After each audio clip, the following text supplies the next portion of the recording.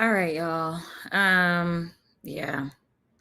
It's a Saturday morning, in the new year. Thought I was gonna post up and get ready for, the new year. I mean, I got a government job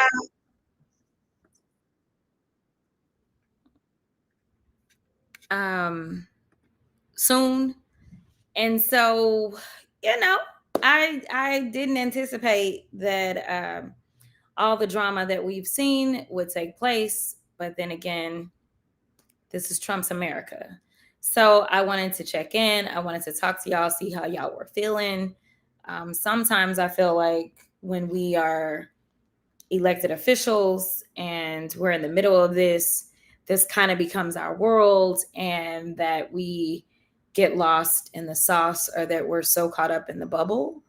But I can't imagine not kind of being concerned about what happened. And this reminds me of how I felt the day that I found out about him most likely exceeding his powers before, as it relates to yet another foreign nation. And this is where it becomes a problem if we allow, one constitutional violation after another, even if it's in a different realm. So whether we're talking about due process, as there are people that maybe weren't that tuned in to the fact that he was like bombing these Venezuelan boats, and allegedly it was because of fentanyl that was coming in, and no one was given an opportunity to talk about what it was that they were doing, because he was just killing them. Like, we all should have been outraged at that point, because once you allow someone like the man that is currently serving in the Oval to recede, and take away powers that exist in our strongest documents, such as the Constitution itself, then it becomes kind of this downward spiral, and it doesn't stop. And so, yeah, I just wanted to check in with y'all to see how you feel. I'm just letting y'all know that I didn't get no call like, girl, it's time to get back to DC. We got votes to take. Obviously, not obviously, for those of you who don't know, the current committees that I serve on are the Select Committee for January 6th. I also serve on Judiciary. I also serve on Oversight, as I'm sure most of y'all know. And I actually also am the current ranking member of another select committee that deals with declassification. So we deal with all of the UFOs, which we don't call them that anymore, but that's what most people know them as. So I'm saying UFOs, as well as declassification around MLK, as well as JFK and various things. But I serve as the ranking member on that. So honestly, most people don't know that I actually have like 4 committees, which is not normal for sure to have so many committee assignments.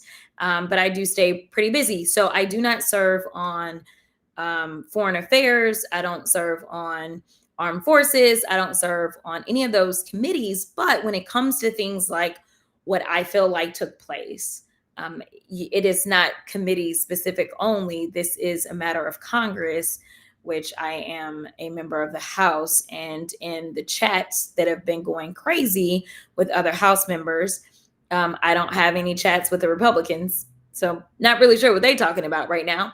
But I can tell you that the Democrats are concerned about what's taking place. So, let me just level set really quickly.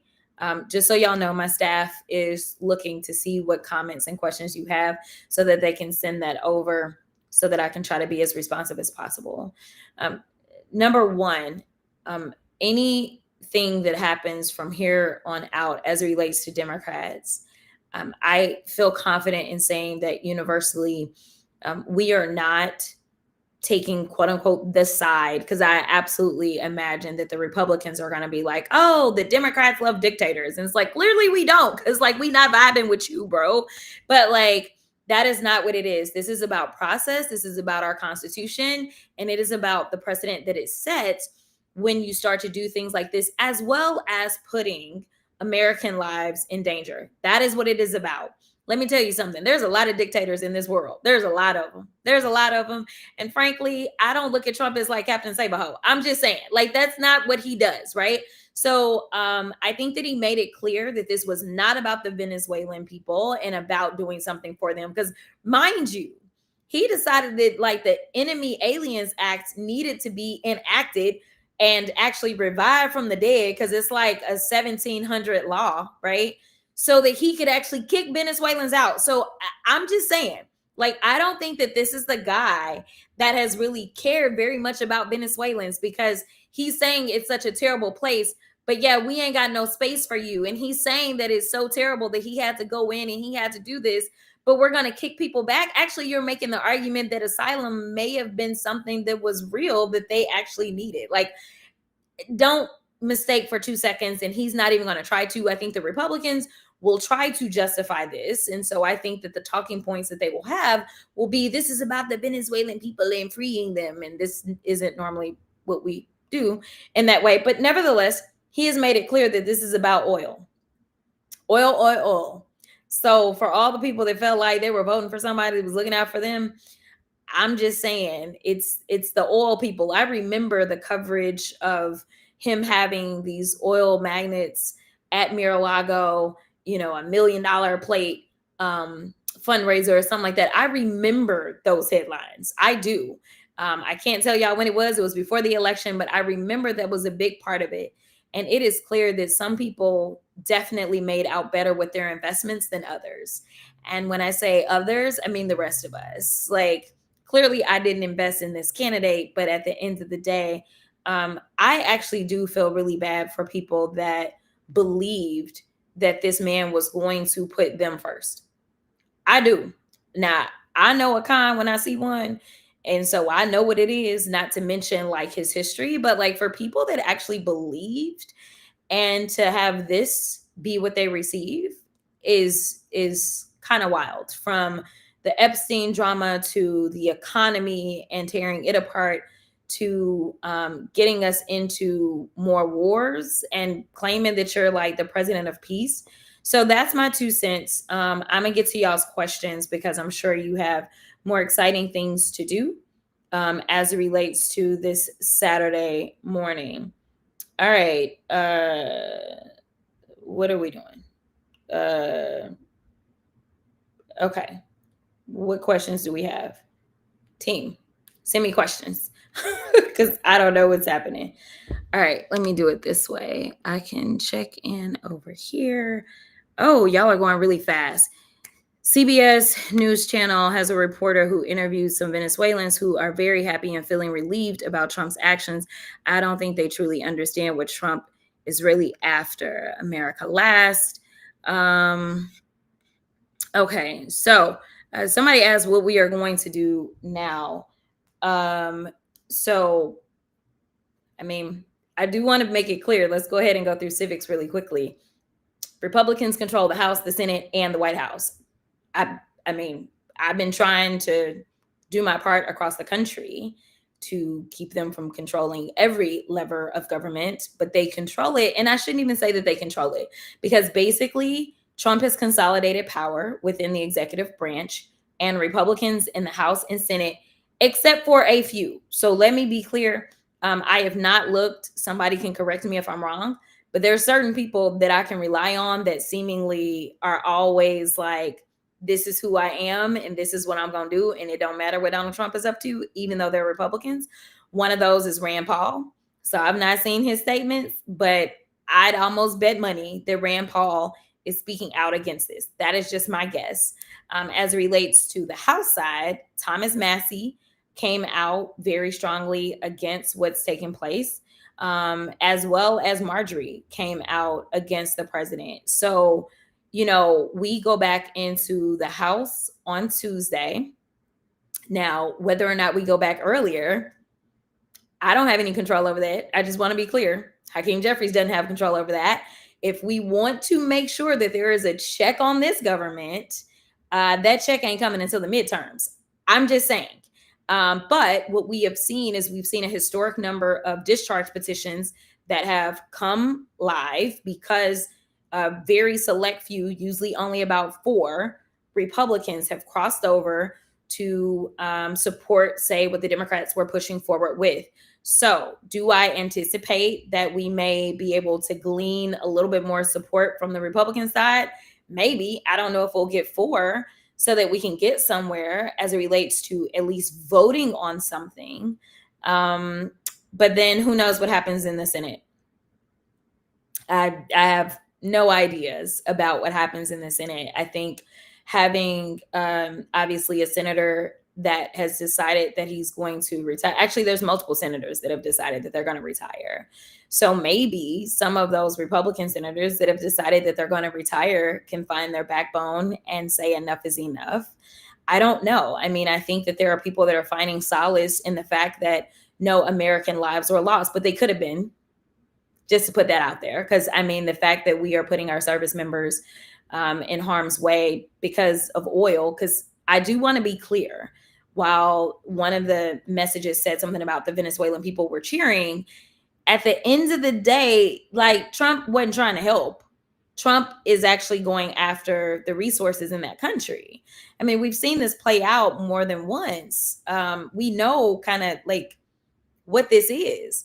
And he wasn't trying to hide that that is his mission. I mean, the fact that we had a US president basically going on and on and on about oil, instead of spending, say, more time trying to solidify what he did behind his bootleg DOJ, and say, oh, no, this was just law enforcement and we were protecting, Americans from the drug lord, even though I'm letting drug lords go every other day because that's what I do. Like, I'm not even really sure why we are in this circular stance at this point. I am very concerned, though, about our service members. I'm very concerned about, if you've watched some of the statements that I've made, specifically, I remember doing a sit down with Brian Tyler Cohen. And this was as Steve Bannon and others were talking about Trump in a third term. And, basically having this philosophical conversation around if this is something that we feel like can be accomplished. And I said that I was very concerned that Trump may try to do everything that he can to make sure that we're at war so that he can then justify us not having elections because we're at war. And so the fact that this is the move that he decided to take here in January of 2026. We know what happens in 2026 is midterms time. I feel very confident that he is constantly engaging in whatever strong arm tactics he can to prevent having real adults in the room that understand and want to adhere to the Constitution, reigning in his power. Now, if we had, say, a Democratic Speaker of the House, then we could potentially then go to court over some of these things. And we could be asking for the court and seeing where the Supreme Court stands on this. Don't have the highest hopes, but I do feel like, he goes so far that even the Supreme Court every once in a while has a hard time siding with him on some of the things that he's doing. But let me see if y'all got any other questions, because my team is supposed to be texting them to me. So let me see. All right, here we go with questions. Okay, there's a lot of questions. All right, here we go. Let's see. What happens if another country retaliates against the United States? We're at war. We're at war. And honestly, okay. So this presidency has allowed me to expand to the conspiracy world. And the sad part is it's because he's a conspiracy theorist that makes me believe that he could actually engage in some of these conspiracies.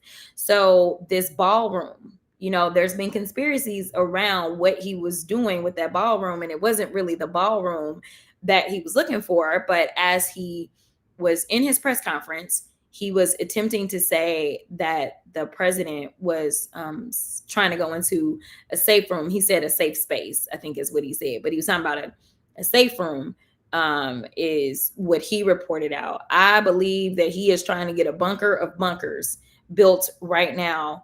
And it is because he knows that there will be retaliation, or at least people around him, even if they're going along with it, are educating him on the fact that retaliation may come. And I just don't think he cares about the rest of us. Like, this is at the same time that obviously we know the tax subsidies for healthcare have expired. They don't care. Like, I mean, this is at the same time that we know that the impact of the big ugly bill is about to be felt. We know, like, I just don't feel like he cares enough about us to worry about anybody retaliating. And I also am concerned about the fact that our relationships with our allies has been strained ever since he got back into office. And so this isolation stance that we have may really cause us to have some problems. Um, let's see. How can the USA support Venezuelan civil society, journalists, and political dissidents in this moment? That is a good question. I think that we all need to, it's interesting that I don't know how many Americans are really that interested at this moment in supporting Venezuelans, because they've been like attacking Venezuelans since day one. It was kick them out of here. Then it was bombing and shooting up, what they allege to be drug boats. But many have argued have literally just been fishermen, and now it's this. Like, the escalation has been so wild, and it has been undocumented. Um, it is hard to imagine that people who potentially sat on the sidelines and didn't have much to say about those first two steps would be that concerned. But for those that are concerned, I think that it is important that we share their stories. And I think it is also important for us to have conversations with our Venezuelan friends and neighbors, right? I know that there's been a lot of reports that Venezuelans, like I believe in Miami, have really been celebrating. But the question is this real liberation, right? Is it going from one dictator to another? Or what's happening? And will this dictator be worse? Like, I think that those are the questions that people aren't really living out in this moment. And again, as Americans, it's not so much about like whether or not you like their leader, right? Because let me tell you something, it's a lot of people that don't like Trump at home and abroad. I'm gonna just point that out. It's a lot of people, right? But in our democracy, this is not how we function, where we allow one individual to then just sink us into war. Like, that's not what we do. And that's essentially what it feels like he's done. Now, the briefings historically, as it relates to the boats, ain't been worth very much. So we will see. But I anticipate when we get back that there will be a bipartisan demand that we be briefed on what took place, because that has not happened. And again, we go back in on Tuesday, January 6th of all days. Okay. But I do think we need to talk to our Venezuelan friends here and abroad. And if you are aware of Venezuelan journalists, make sure you're amplifying their stories on social media if they're independent versus propaganda, because we got a lot of propaganda in the United States as well now. Another question. I'm concerned about the harm to innocent life and civilians. While we may have issues with the government, I'm deeply concerned about harm to private citizens and civilians. Yeah, we're not even getting reports about that part. We've only received reports of Americans that went in as our service members. But somebody correct me if I'm wrong, and hopefully my staff will catch it. At this point, we've not been given any information other than they were looking at a possible additional attack that would have been bigger, and that we know that the president and his wife allegedly are safe, but we do not know about the status of others and civilians. So hopefully, with some independent journalism, we will learn in the coming days. But I don't even think anybody asked about that during the press conference. Again, correct me if I'm wrong. I may have missed that, but I don't think that anyone even asked I will applaud those journalists that were there at Mar-a-Lago because they kind of like piggybacked on each other. If you saw, they were continuously pressing, like, well, who is it that's going to run the country? Like, because he said, we're gonna run it. It's like, who is we? Like, who is we? And like they kept pressing and they were asking about whether or not troops were gonna be on the ground. And it seemed like they were um potentially saying that like troops were gonna be there, but more so just to look after the oil. That's kind of what I was left with. I don't know if there's been any further explanation of that, but that was kind of like the gist of what I was picking up from what he was saying, which again does nothing for those civilians or citizens or innocents that are in the country. What safeguards should be in place to prevent retaliation against protesters or opposition figures? I don't know. First of all, I don't know if this is from the perspective of here at home or abroad, because these should be concerns for both. Obviously, I just talked about how our service members may end up being on the ground to protect oil, it seems like. And so we've got to be concerned with the safety of our service members from those that may try to retaliate. But also at home, I remember when we had our other situation, I basically was like, if you're going to any large gathering, be very like clear of like your surroundings and just kind of be on high alert. I think that that is a good stance for us to have here in the coming days and weeks, is to just kind of be very cognizant of large gatherings of people in general, because I would imagine that if any retaliation would take place, it would be in order to really make a statement. So definitely just be very cognizant of where you're going and how much security exists. And, from a federal government standpoint, I think it is important for us to at least emphasize that as we have some of our large gatherings, which we have a number of them that are about to come up, I won't name them, some of the biggest gatherings that we have, just making sure that the security around those are even tighter. And then I get into concerns about our intel, because again, not having as close a relationships with our allies, or them just not trusting our ability to safeguard intel, um, causes me concern for how much information we're actually getting from people that typically have been our friends. All right. Um, let's see. People are happy and relieved because of Maduro's harm. How should U.S. leaders acknowledge that pain while still prioritizing democracy and human rights?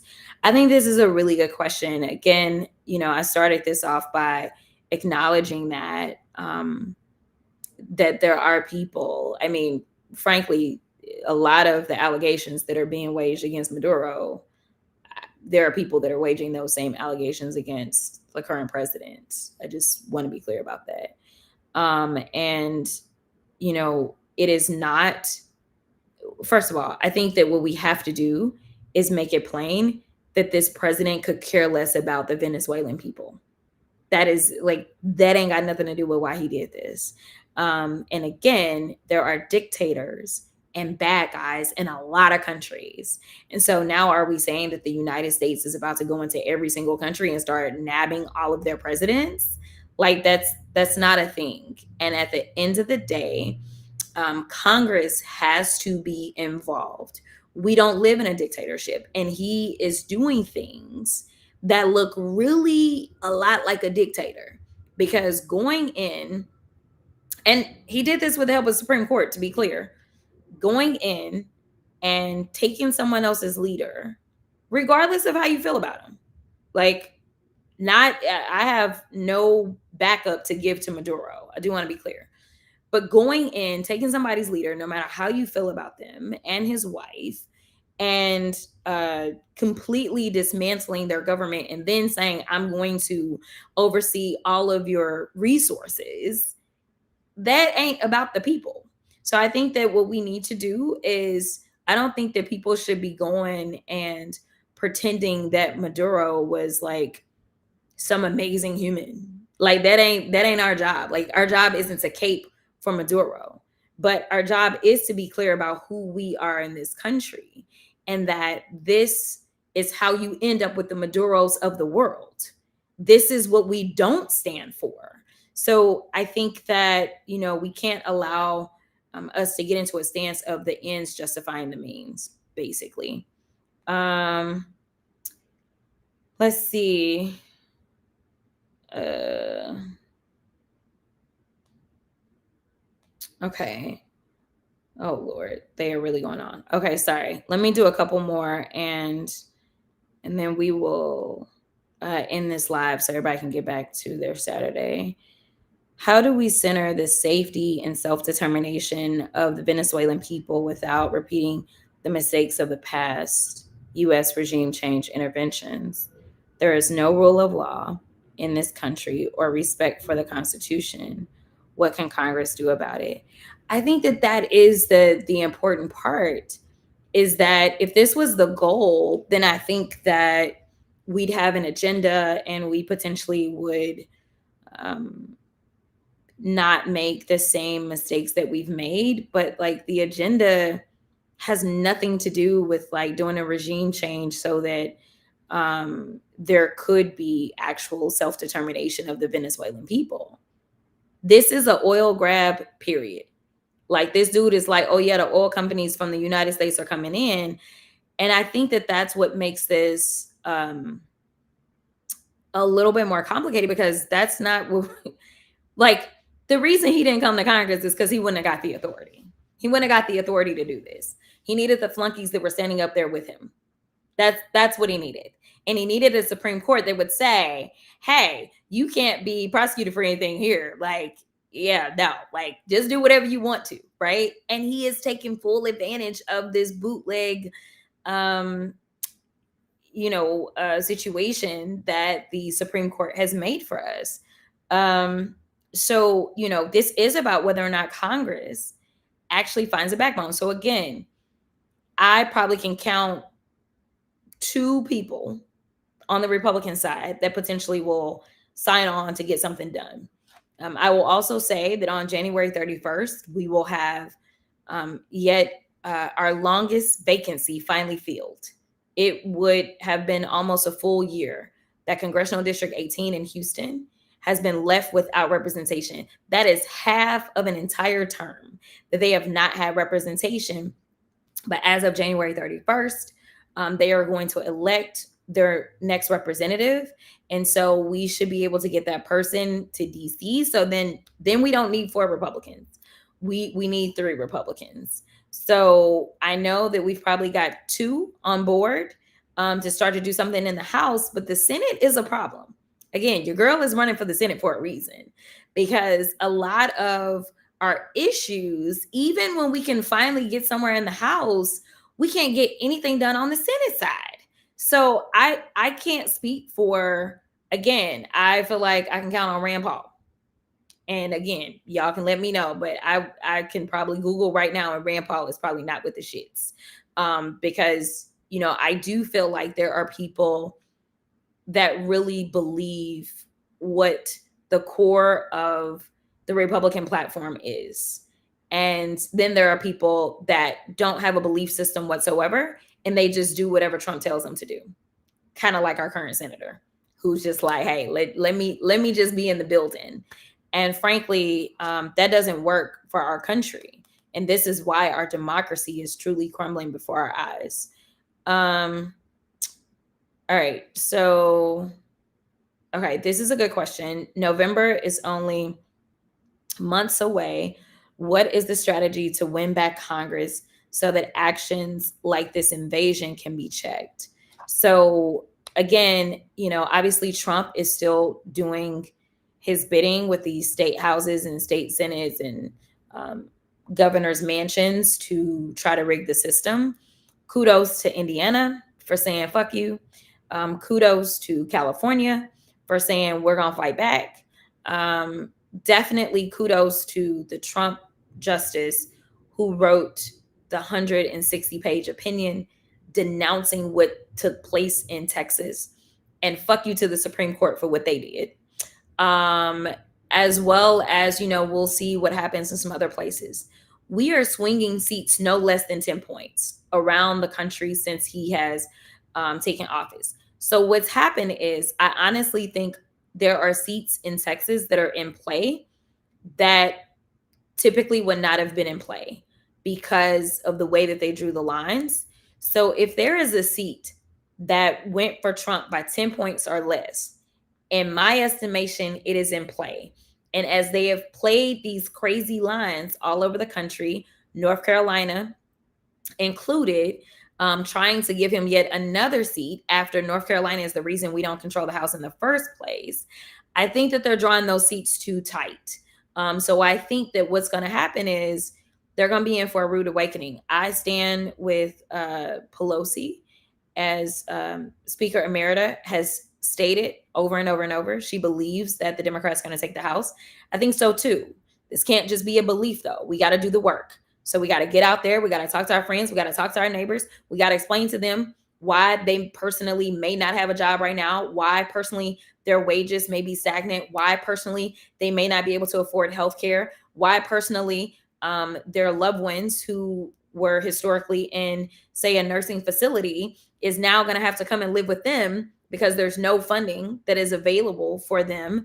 They now are going to have to, have conversations with those people that are losing their small businesses, even those at the big businesses. We saw what happened with Tyson in Nebraska. We're going to have conversations with those small towns where these manufacturing locations are shutting down, or where they were supposed to open up and they're just not going to open. We're going to have to get very real about the fact that there are so many people that always want to say things like, I don't do politics. And as my sorority sister, the incomparable state representative Tony Rose always says, you may not do politics, but politics will do you. We're going to have these real conversations. And if you have a service member who is a loved one, an uncle, an auntie, a sister, a cousin, a mother, a father, we need to talk about the fact that our foreign relations and our relationships are all jacked up, is like putting them at risk. Right now, every single day that he is in office, these service members are being put at risk. Mind you, this is the same administration that decided that it wanted to try to threaten sitting members of the House and the Senate, and they decided they wanted to go after Mark Kelly specifically because they literally just wanted to recite what it is that service members are not supposed to do. This is like written. So like, I just like, I don't know how to convince people that some things are bigger than a political affiliation. And right now, if we can't convince people in this country that it is bigger than a political affiliation, because the last time I checked, this is not the party that is pro-life. We know that when they illegally cut off funding for USAID, that has cost hundreds of thousands of lives. We know that for the first time, at least that I've been in Congress, we had our Congressional Budget Office, also known as the CBO, trying to predict how many deaths were going to come as a result of the big ugly bill. We also know that we have seen constant reporting around the fact that women are losing their lives in record numbers because of their policies and what they push forward with this insane and terrible Supreme Court as it relates to reproductive access. So like, I just want to be clear. People are dying. Not to mention, we have a record number of deaths of people that have been in ICE custody. Record numbers for last year. Not to mention, when we're looking at our farmers and ranchers, we are experiencing record numbers of suicides by them right now, as they are also experiencing record numbers of bankruptcies. Listen, there is some bullshit for everybody. And so, like, to me, it's just time out for playing games. Like, this ain't about whether or not the next politician is going to be your bestie. This isn't about whether or not the next politician excites you, the most and gets you all jazzed. What this needs to be about is whether or not you believe this politician gives a damn as to whether or not you live, as to whether or not there is going to be a country where your children and your grandchildren can live and thrive. This isn't about finding the perfect person. This is about finding people that actually have courage to do what is right. And when I said people, like, I mean that. Like, I do not agree with Thomas Massey on a lot of things. I do not. Like, I don't want to put it out there that we do.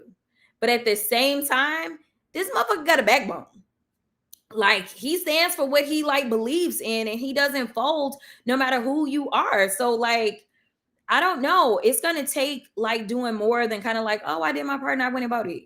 Like, you need to find that candidate that like you're like, you know what, I believe in you. So I'm going to make sure that I go knock some doors. I'm gonna make sure I send some text messages, make some phone calls.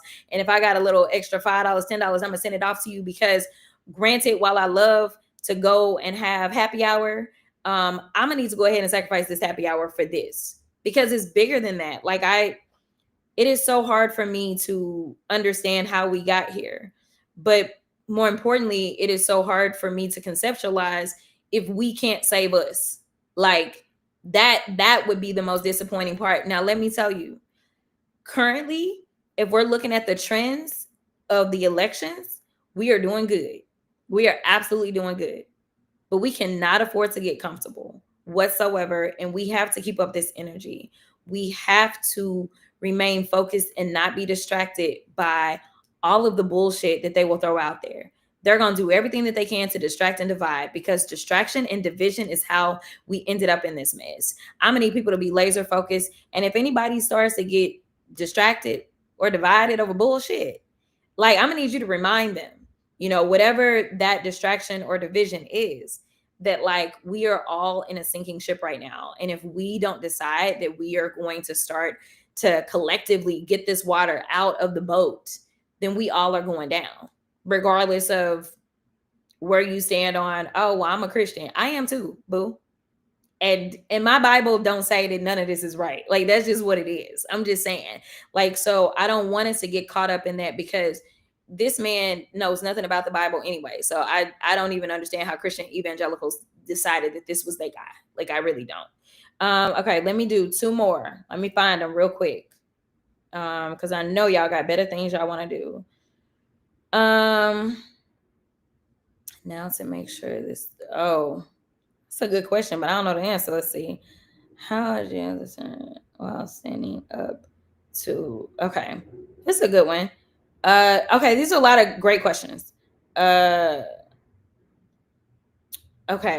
so okay, this is very good. This is very good. I'm gonna do this one. In moments like today, leadership isn't about outcomes; it's about guardrails. What guardrails are missing right now, and how would you fix them as a senator? This is such an excellent question for a million different reasons. All right, so number one, when we talk about a shift in power in the Senate, we know that the Senate only has 100 members. And so your power is next level from what it is in the House, where there's 435. We call it the upper chamber for a reason. And so when we are looking at flipping the Senate, it's always more difficult. Like, it's a difficult balance. And we have things such as the filibuster that may need to be challenged. Put that out there under certain circumstances. And I think that, if we can have filibuster carve outs for things such as our budget, I don't see how we can't have filibuster carve out for democracy in and of itself.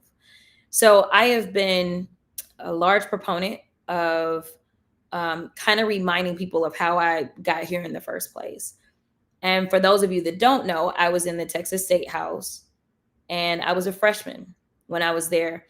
And when I was in the House, the Republicans decided to attack voting rights. And as a civil rights lawyer, it didn't sit well with me, knowing that I was still only the 22nd, lucky number 22, the sorors will understand that, 22nd Black woman to ever swear into the Texas House.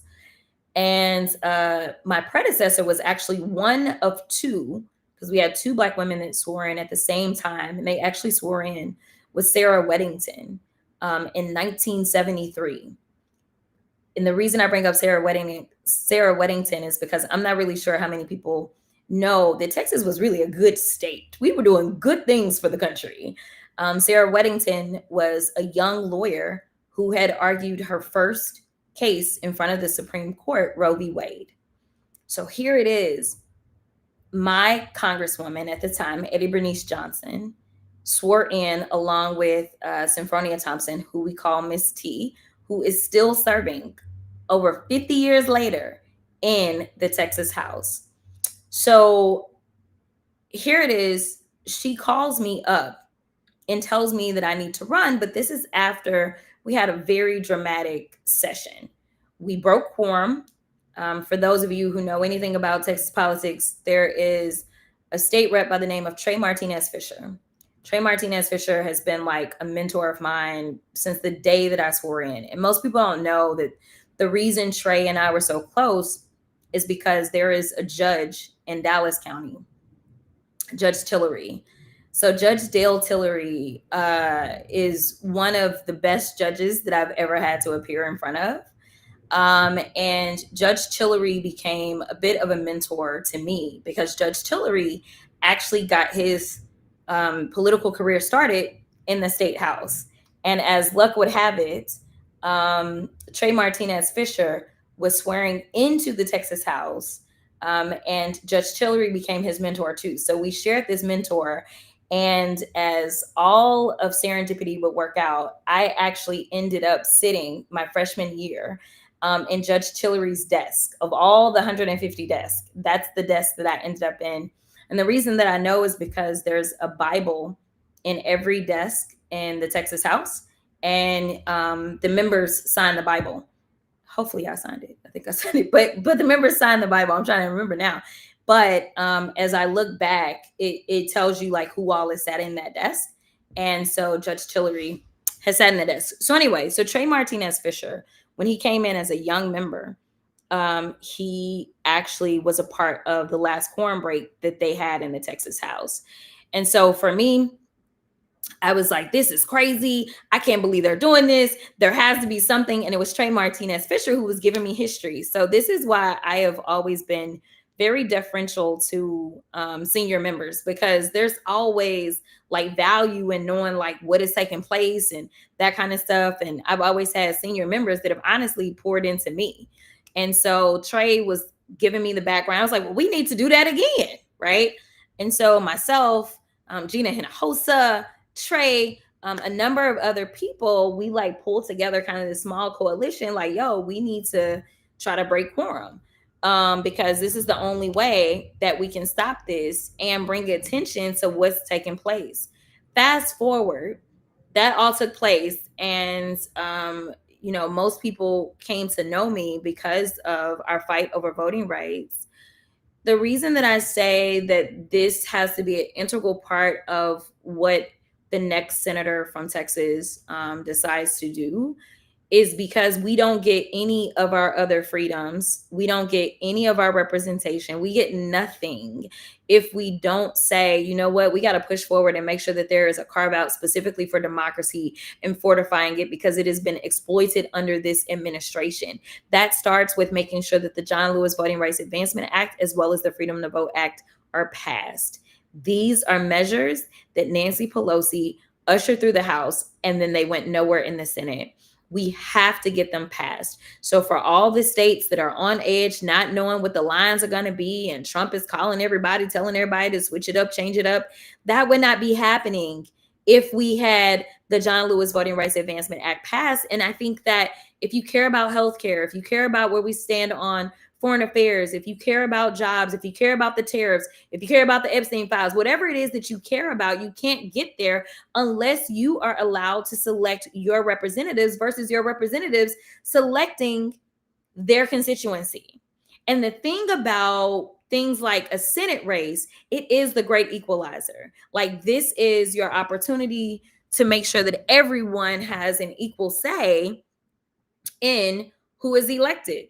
Unlike a congressional district, you can chop and screw it and minimize voices, but every single voice, every single vote counts exactly the same by the time you go to a statewide. So for me, I think that what we've got to do is we've got to consider expanding the court. I've got legislation that I've signed on to. I'm a part of the task force, the Supreme Court task force.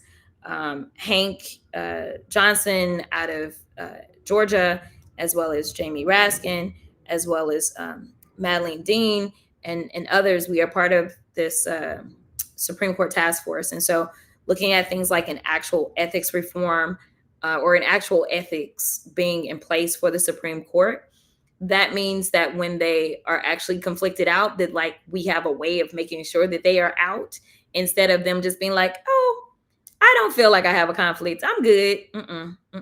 We need something stronger than that. And every other court has that except for the high court. We need so many more things out of ethics when it comes to Supreme Court, but we also have to make sure that we are potentially expanding the court. And another bill that we filed is term limits. The term limits would be 18 years on each of the justices. This ensures that we actually have turnover of the Supreme Court instead of doing things like what Trump did or what McConnell did, where he was holding out spaces. So I just feel like there are certain spots on the Supreme Court that were illegitimately gotten for sure. So I think if we're going to shore up our democracy, we have to first start by shoring up the checks and balances. And so that starts with the Supreme Court, as well as it is only the U.S. Senate that actually has oversight over the Supreme Court. So they can bring them in.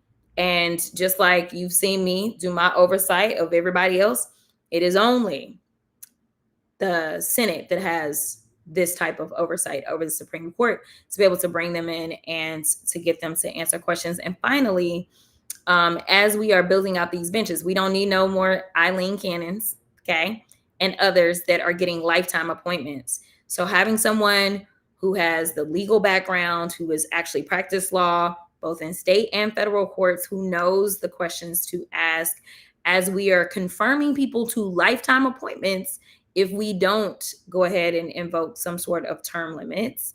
I think it's really important that we have somebody, because we running across some real bad judges like all over, and they're just sitting there, and they're sitting there for life, and truly changing the face of, you know, how we are even interpreting the laws that we are enacting when we finally get something enacted. The final point that I'll make, and then I'm gonna go, because I feel like a Baptist preacher who's been closing for like 50 times, even though I didn't pass around the collection plate. But please, if you feel, you know, inspired, definitely go jasmineforus.com and donate. My team will be so happy that I said that. You know, I think that it is our time. It is our time to flex our power. I don't know how many more opportunities we are going to have to be able to flex our power if we don't start to do it now. And I want you to know that any frustration you feel with current elected officials, whether they are Democrats or Republicans, any frustration that you feel with these very systems that obviously are broken, I share your frustration. You see it play out usually in committee. But I am so scared for our country, and I'm so frustrated that this is where we are. And as someone who has traveled the world on behalf of the United States and spoken to foreign leaders and spoken to foreign assemblies and all the things, I am so very concerned about what this means, not only for our present state, but like going forward. And the quicker and earlier that we can just get people that want to do right, people that aren't so convinced that they need to, you know, shuck and jive for a president who is a lame duck president. I mean, the quicker that people are reminded, and it's sad because you've got all these people on the Republican side that instead of just doing right, they're like, forget it, I'm out. I'm just gonna retire. And that's not courage. That's not patriotic. Like, we have to do what's right. So anyway, I just want to say God bless. Happy New Year. I am expecting greater for us, because from the No Kings protest to November 4th results to special elections, even in Deep South, whether we're talking about Miami or whether we're talking about Tennessee or whether we're talking about Georgia or Mississippi, y'all are showing up. And I know you're tired, but just imagine that you're not just doing it for you. You're doing it for people that you've never met. You're fighting for future generations to make sure that they are in a better world than you came into. And right now, a lot of generations are wondering if that is going to be true. So it's up to us. So God bless you. Have a great Saturday and stay in this fight. And definitely check in with us next week as we go back in, as we will most likely be engaged in a lot of conversations around Venezuela. And they think we not going to talk about Epstein, but we ain't letting that one go either.